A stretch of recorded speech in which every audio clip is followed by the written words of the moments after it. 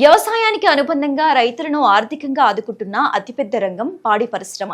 కానీ చాలా మంది రైతులు ఎదుర్కొనే అతిపెద్ద సమస్య పశువులకు ఎంత మేత వేసినా, ఎంత దానా పెట్టినా ఆశించిన స్థాయిలో పాల దిగుబడి రాకపోవటం. అంతేకాదు పశువులు తరచుగా రోగాల బారిన పడటం, సకాలంలో ఎదకు రాకపోవటం వల్ల పాడి రైతుల జేబులకు చిల్లులు పెడుతున్నాయి.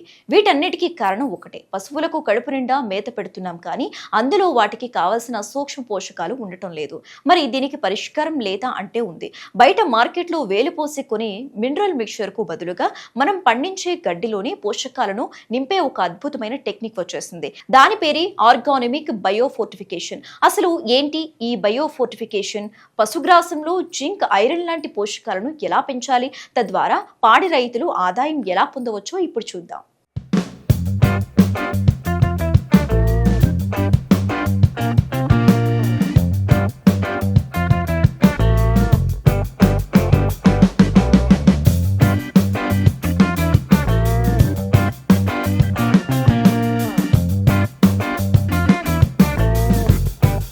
మనలో చాలా మంది ఆవులకు, గేదెలకు రోజు కడుపు నిండా పచ్చుగడ్డి, ఎండుగడ్డి, తవుడు, దానా వేస్తుంటాం. ఇంత బాగా మేపుతున్న పశువు ఎందుకు నీరసంగా ఉంది, పాలు ఎందుకు పల్చగా వస్తున్నాయి అని బాధపడుతుంటారు. దీనికి వ్యవసాయ శాస్త్రవేత్తలు చెప్తున్న అసలు కారణం హిడెన్ హంగర్, అంటే సూక్ష్మ పోషకాల లోపం. మనం పండించే నీళ్లలోనే జింక్, ఐరన్, సెలీనియం లాంటి పోషకాలు తగ్గిపోవటంతో ఆ నీళ్లలో పండే పశుగ్రాసంలో కూడా పోషకాలు శూన్యమవుతున్నాయి. ఆ ఖాళీ గడ్డిని తిన్న పశువులకు బలం ఎలా వస్తోంది? దీన్ని నివారించడానికే శాస్త్రవేత్తలు అగ్రోనమిక్ బయోఫోర్టిఫికేషన్ అనే విధానాన్ని పరిచయం చేశారు. అంటే రసాయన పద్ధతుల్లో మందులు తినిపించడం కాకుండా పశువులు తినే గడ్డి పండించినప్పుడే ఆ పంటపై సూక్ష్మ పోషకాలను పిచికారీ చేయటం లేదా నీళ్లలో చల్లటం. దీనివల్ల ఆ గడ్డిని తిన్న పశువుకు సహజ సిద్ధంగానే పోషకాలు అందుతాయి.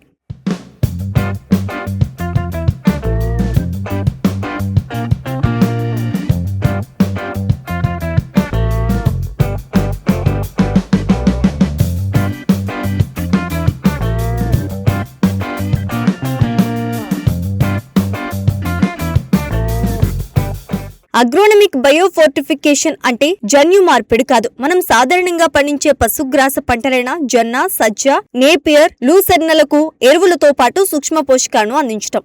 భూమిని దున్నేటప్పుడే ఆఖరి దుక్కిలో జింక్ సల్ఫేట్, ఐరన్ సల్ఫేట్ లాంటివి మట్టిలో కలపడం ఒక పద్ధతి. లేదా పంట ఎదుగుతున్న దశలో ఆకుల మీద ఈ పోషక ద్రావణాలను పిచికారీ చేయటం రెండో పద్ధతి. ఆకులపై స్ప్రే చేయడం వల్ల మొక్క ఆ పోషకాలను వేగంగా గ్రహిస్తోంది. ఇలా పిచికారీ చేసిన పంటను కోసి పశువులకు మేతగా వేయడం వల్ల గడ్డి ద్వారా ఆ జింక్, ఐరన్, రాగి, సెలీనియం లాంటి ఖనిజాలు నేరుగా పశువుల శరీరంలోకి ఎటువంటి సైడ్ ఎఫెక్ట్ లేకుండా సురక్షితంగా చేరుతాయి.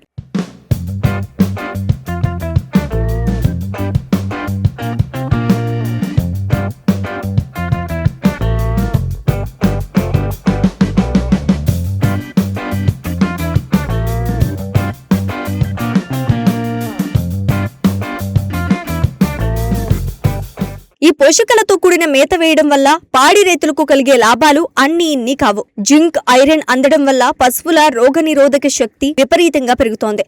పొదుగువాపు వ్యాధి లాంటి ఇన్ఫెక్షన్లు దరిచేరవు. కాల్షియం లోపం రాదు. సూక్ష్మ పోషకాల లోపం వల్లే పశువులు సకాలంలో ఎద్దకు రావు. ఈ మేత పెడితే పశువులు ఏటా క్రమం తప్పకుండా చూడి కడతాయి. దీనివల్ల రైతుకు ఆర్థిక నష్టం తప్పుతోంది. పశువు ఆరోగ్యంగా ఉండటం వల్ల పాల దిగుబడి 15 నుంచి 20% వరకు పెరుగుతోంది. ముఖ్యంగా పాలలో వెన్న శాతం, ఘన పదార్థాల శాతం అద్భుతంగా పెరుగుతాయి. ఫ్యాట్ ఎక్కువ వస్తే డైరీ కేంద్రంలో ఆ పాలకు రేటు కూడా డబుల్ వస్తోంది.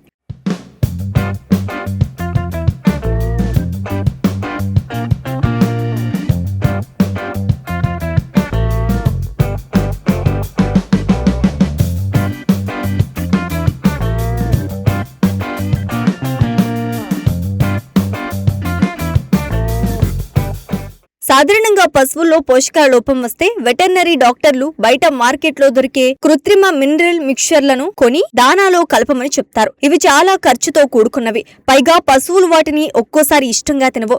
కానీ అగ్రోనమిక్ బయోఫోర్టిఫికేషన్ ద్వారా మనం పండించే పచ్చగడ్డిలోనే ఆ పోషకాలు ఉండటం వల్ల పశువులు ఇష్టంగా తింటాయి. బయట మందులు కొనే ఖర్చు 100% ఆదా అవుతోంది. తక్కువ పెట్టుబడితో పాడి రైతుకు ఎక్కువ మిగులుబాటు ఉంటుంది. పాడి పరిశ్రమలో లాభాలు రావాలంటే కేవలం పశువులను కొని కట్టేయడం కాదు. వాటికి మనం అందించే మేతలో నాణ్యత పెంచాలి. రసాయనాలతో నిండిన గడ్డికి బదులుగా ఇలా అగ్రోనమిక్ బయోఫోర్టిఫికేషన్ విధానంలో పండించిన పోషకభరితమైన పశుగ్రాసాన్ని అందిస్తే మీ పశువులు ఆరోగ్యంగా ఉంటాయి. పాడి పరిశ్రమ లాభసాటిగా మారుతుంది.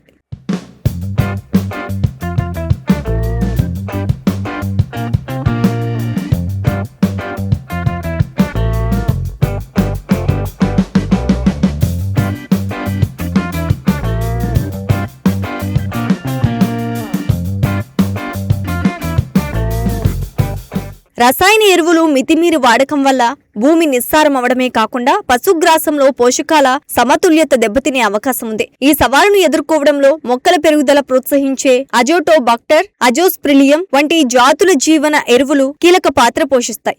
జీవన సంబంధంగా నత్రజనిని స్థిరీకరించడం ద్వారా పంటల నాణ్యత, దిగుబడిని మెరుగుపరుస్తాయి. ఈ సుస్థిర పద్ధతులను అవలంబించడం వల్ల నేల సారాన్ని కాపాడుకుంటూనే పశు పోషణను లాభసాటిగా మార్చుకోవచ్చు.